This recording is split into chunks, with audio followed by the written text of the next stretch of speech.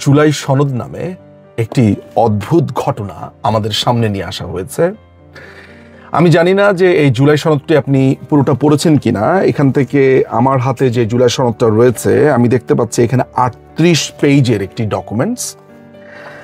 এটি আমি cross check করে নিয়েছি যে মূল ওয়েবসাইটগুলোতে যেগুলো আছে বা যেগুলো গণমাধ্যমে প্রকাশিত হয়েছে সেটি আমার কাছে সঠিক কাগজটি আছে। যখন চারিদিকে আগুনের খবর শুনতে পাচ্ছি, যখন চারিদিকে আগুন আর আগুন, তখন পেছন দিয়ে আপনাদের যে বেগুন ভরে দেওয়া হয়েছে এই জিনিসটাও আপনাদের জানা প্রয়োজন। বেগুন ভরে দেওয়া কি জিনিস সেটা আমার মনে হয় যে একটু ইন্টারনেটে সার্চ করলেই বুঝবেন। আমি আর এটার ব্যাখ্যা দিতে যাচ্ছি না। আমি আজকে এই ভিডিওটা চেষ্টা করব সাধারণ মানুষ যাতে সহজে বোঝেন, প্লাস যারা আইনের ছাত্রছাত্রী আছেন তারাও যাতে একটু সোচ্চার হন, সেই আহ্বানটা আমি জানাবো। আমি এই পুরো জুলাই সনদ বলে যেটিকে বলা হয়েছে সেটা আমি পুরোটা পড়েছি। আসলে প্রথম কথা হচ্ছে যে আমি বারবারই বলে এসেছি এই জুলাই সনদ, এই অবৈধ ইউনুস, এগুলোর কোনো আসলে অস্তিত্ব নাই। বাংলাদেশের যে সংবিধান, সেই সংবিধান অনুযায়ী বাংলাদেশে আসলে এই সরকার, এই যে ইউনুসের যে অবৈধ সরকার, সেটি এক্সিস্ট করেই না।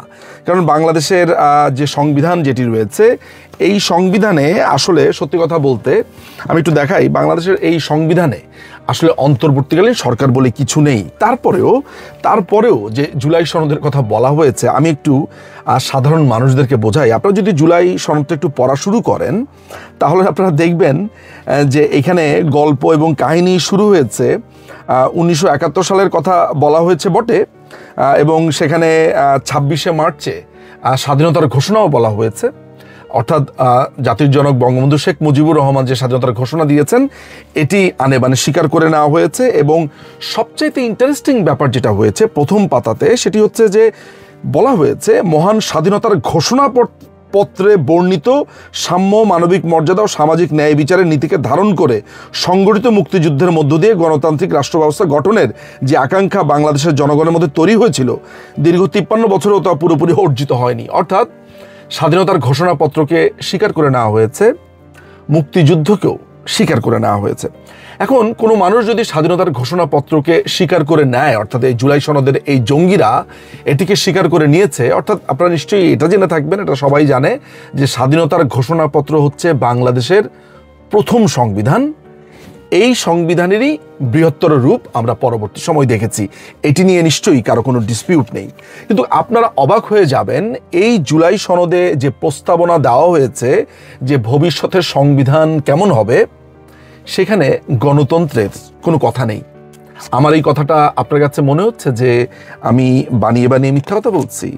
না, আপনাদের কাছে যদি এই জুলাই সনদটা থাকে তাহলে এই জুলাই সনদের 6 নম্বর পাতাতে চলে যাবেন। একদম শুরুতে রাষ্ট্রীয় মূলনীতি আমাদের আগে ছিল হচ্ছে গণতন্ত্র, সমাজতন্ত্র, ধর্মনিরপেক্ষতা এবং জাতীয়তাবাদ, যেটিকে চেঞ্জ করে তারা এখন করেছে সংবিধানের রাষ্ট্র পরিচালনার মূলনীতি অংশের সাম্য, মানবিক মর্যাদা, সামাজিক ন্যায় বিচার এবং ধর্মীয় স্বাধীনতা ও সম্প্রীতি উল্লেখ থাকবে। এখানে গণতন্ত্রের কোনো লেশমাত্র নেই।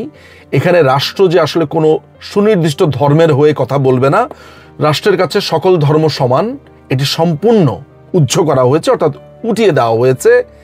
এখানে রাষ্ট্র পরিচালনার মূলনীতি, এটি হচ্ছে basic structure of the constitution, যেটিতে হাত দেওয়ার ক্ষমতা আসলে কারোই নেই, সেটি এই জঙ্গিরা উঠিয়েই দিয়েছে। কিন্তু আপনাকে এখানে বেশ কিছু ইন্টারেস্টিং ব্যাপারে আমার মনে হয় কথা বলা প্রয়োজন। সেটি হচ্ছে যে এই জুলাই সনদের একটা জায়গাতে জাস্ট আপনি যদি 5 নম্বর পাতাতে চলে যান, এই 5 নম্বর পাতাতে একটা ভয়ঙ্কর কথা বলা হয়েছে।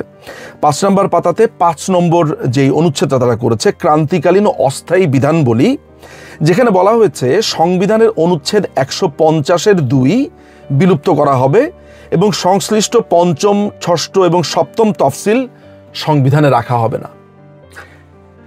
যারা আইনের ছাত্রছাত্রী নন তাদের কাছে এই 150 অনুচ্ছেদ, তফসিল এগুলো মাথার উপর দিয়েই যাবে। আমি আপনাদেরকে একটু সংক্ষেপে বুঝিয়ে দেই।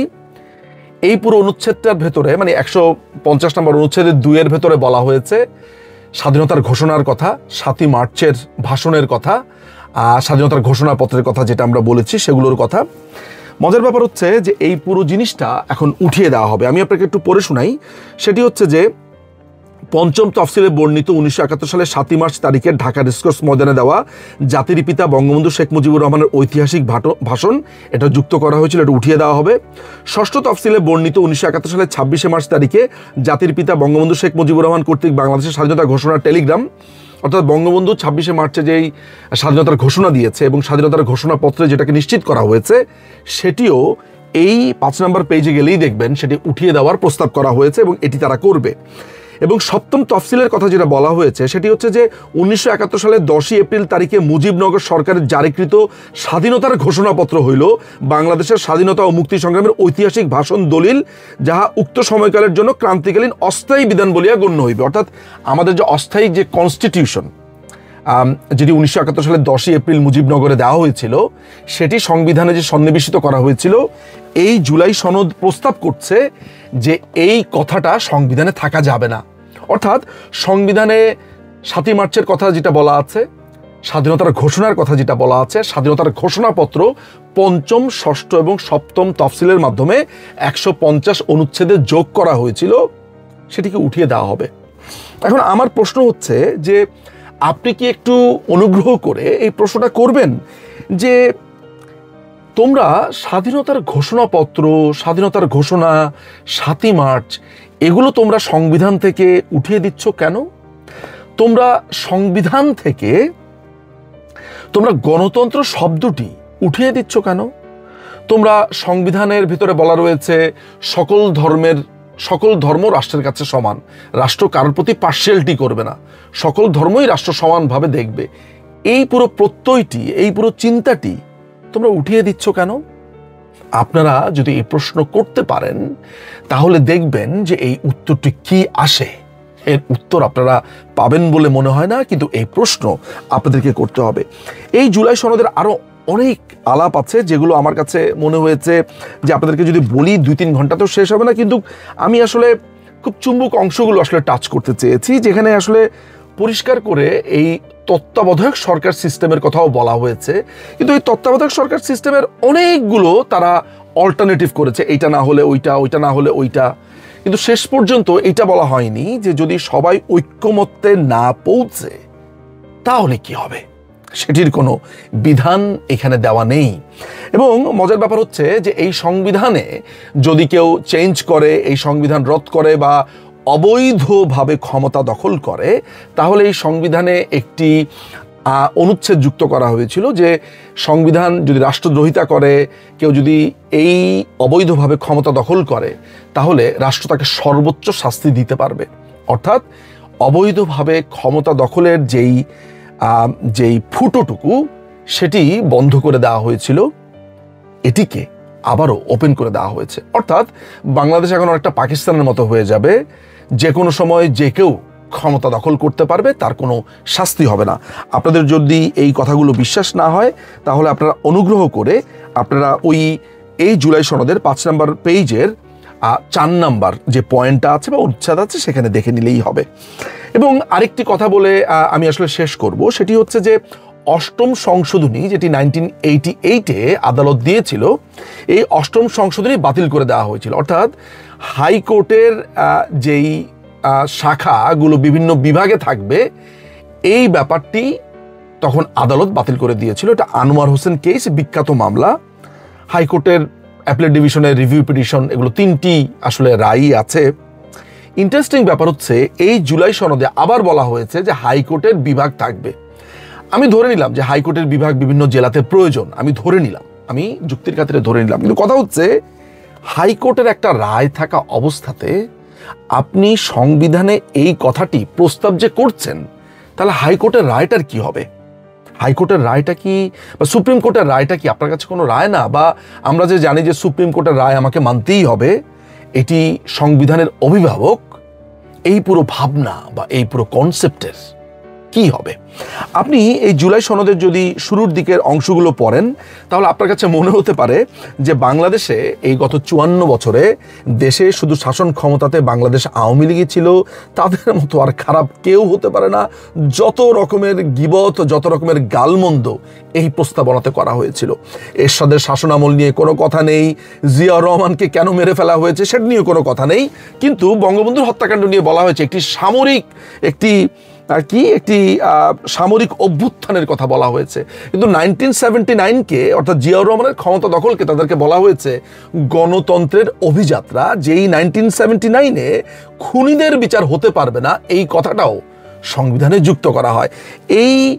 এই পুরো সংবিধানে 1979-এর পরে জিয়াউর রহমানকে যে মেরে ফেলা হলো সেটি সামরিক অভ্যুত্থান কিনা বা সেটি কি, এটি নিয়ে একটি কথাও বলা নেই। সোজা তারা চলে গেছে হচ্ছে 2006 সালে। 2006 সালের আগে 2001 থেকে 2006 সালে যে বাংলাদেশে গ্রেনেড অ্যাটাক হয়েছে, সেখানে যে তত্ত্বাবধায়ক সরকারকে পুরোপুরি নস্যাৎ করে দেওয়া হয়েছে, সেগুলো নিয়ে কোনো কথা নাই। স্ট্রেট চলে গেছে 2006 সালে লগি বৈঠা নাকি আন্দোলন হয়েছিল সেটি, এবং চলে গেছে 2009 সাল পর থেকে বাংলাদেশ আওয়ামী লীগের কথাতে। অর্থাৎ এই পুরো জুলাই সনদটা তৈরি করা হয়েছিল কমপ্লিটলি অনেকগুলো দল মিলে, এবং মজার ব্যাপার হচ্ছে যেই দলগুলো আছে তাদের মধ্যে বিএনপি ছাড়া বাকিদের ভোট বাংলাদেশের রাজনীতিতে 4 থেকে 5%ও না, এরকম অনেকগুলো দলকে নিয়ে তারা জুলাই সনদ বানিয়েছে। আপনার কাছে দেখে প্রথম এবং শেষ আপনি পুরোটা পড়ার পরে মনে হবে যে বাংলাদেশের একটা অংশ মিলে পুরো আওয়ামী লীগের বিরুদ্ধে যা যা করণীয় ঠিক তাই তারা এখানে করেছে।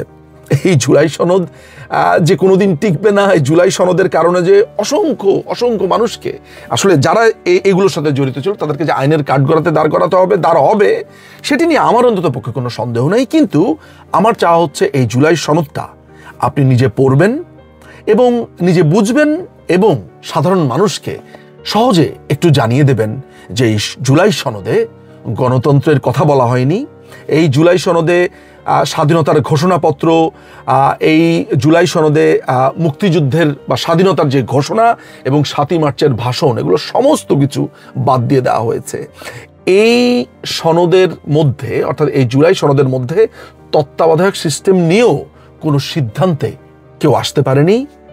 এই সনদটি কমপ্লিটলি একটি পাকিস্তানি সনদ, দেশকে পাকিস্তানের দিকে নিয়ে যাওয়ার জন্য এই সনদ করা হয়েছে।